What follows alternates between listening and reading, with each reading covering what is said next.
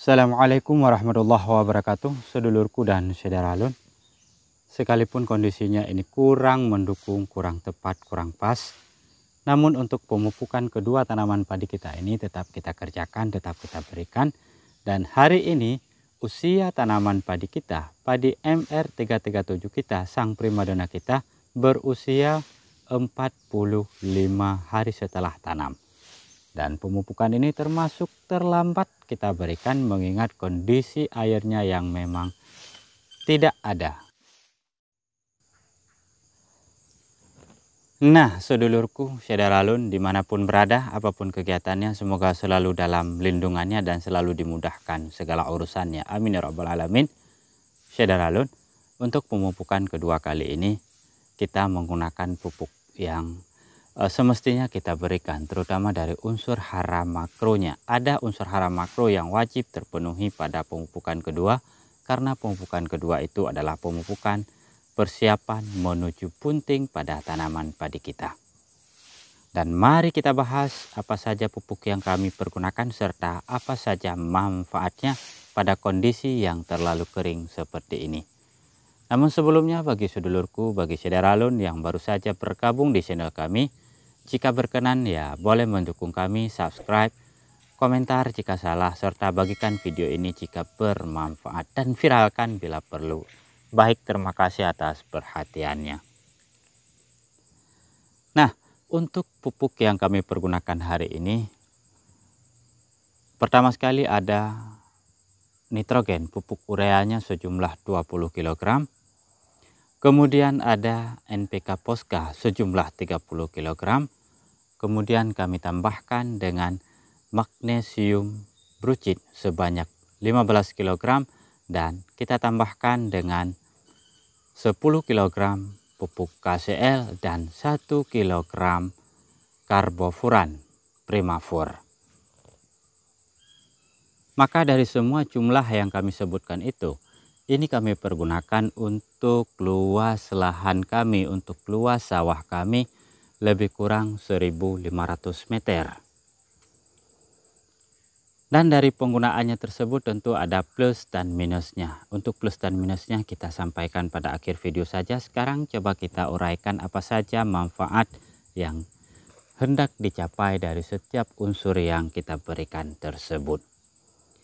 Oke, saudara-alun sedulurku, untuk pupuk urea nitrogen ini memiliki fungsi untuk menyegarkan daun padi kita.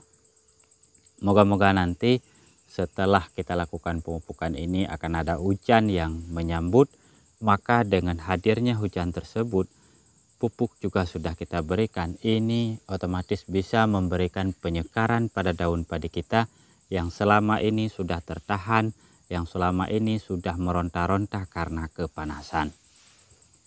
Dan daun yang semakin bagus nanti tentunya itu akan berpengaruh terhadap proses pengolahan makanan untuk pembentukan malai dan bulirnya.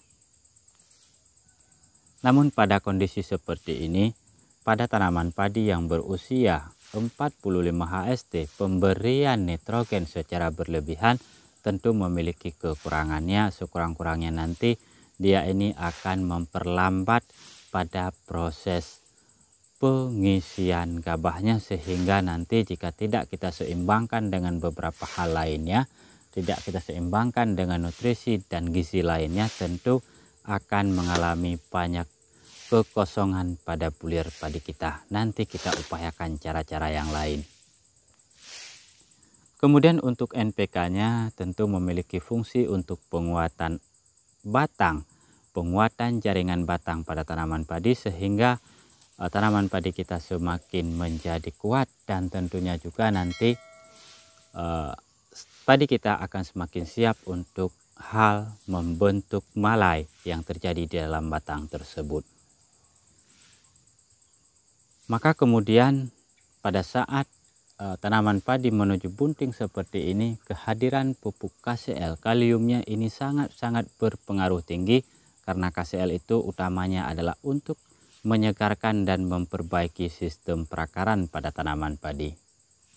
Nah, perakaran yang kuat, perakaran yang kokoh tentunya itu akan mampu menyerap nutrisi yang tersedia di tanah yang kemudian diproses untuk proses bunting, untuk membentuk malai, untuk membentuk bulirnya.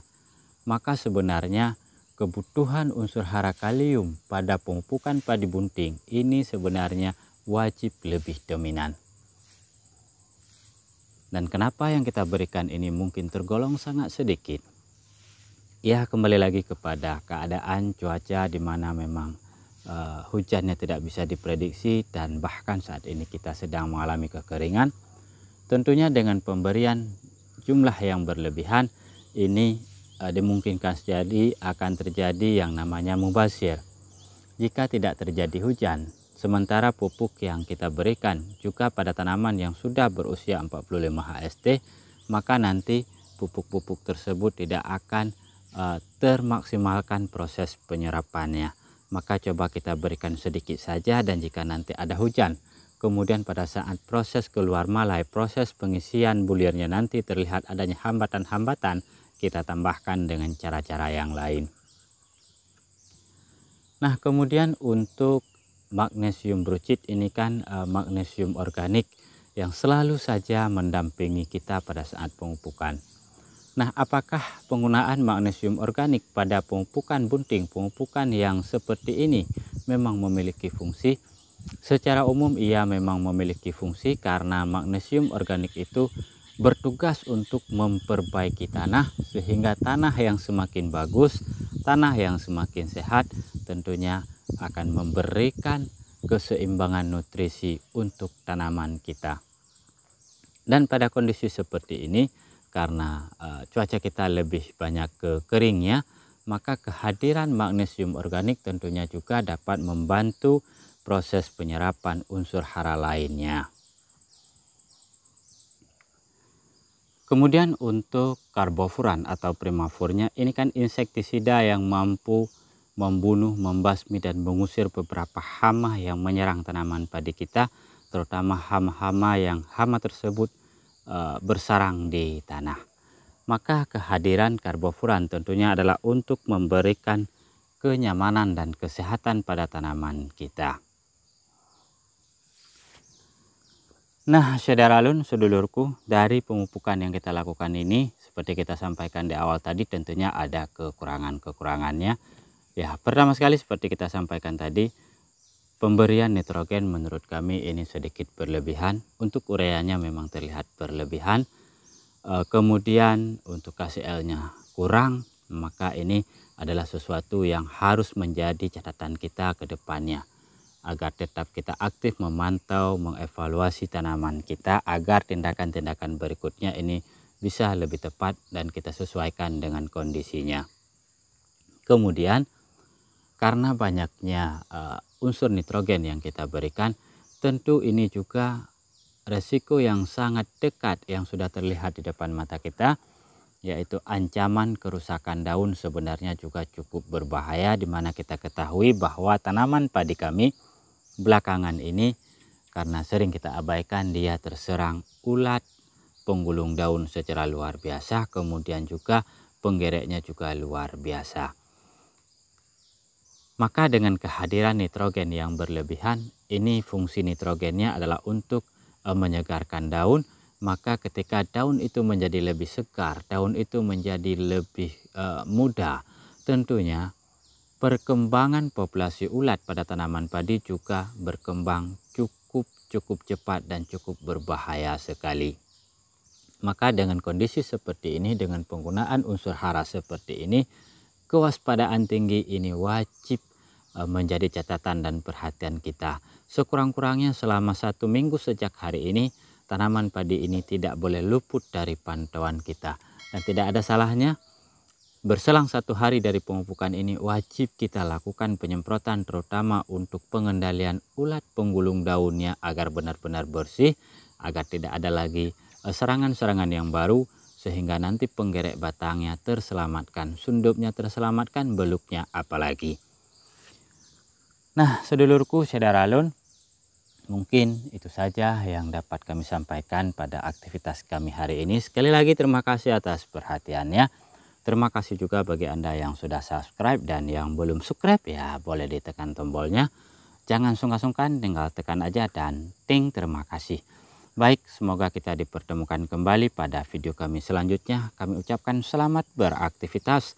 Semoga dilancarkan semuanya dan salam hormat. Salam Indonesiaku. Assalamualaikum warahmatullahi wabarakatuh.